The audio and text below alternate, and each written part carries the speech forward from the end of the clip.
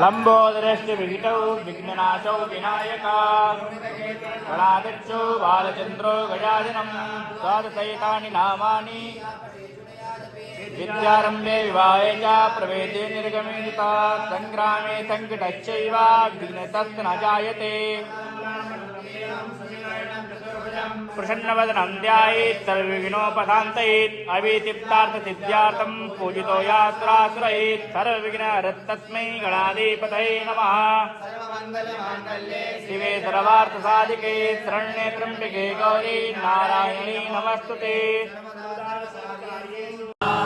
लक्ष्मी नारायणाभ्यां नमः नमः नमः नमः माता पितृ शरणकमलेभ्यो नमः नमः नमः।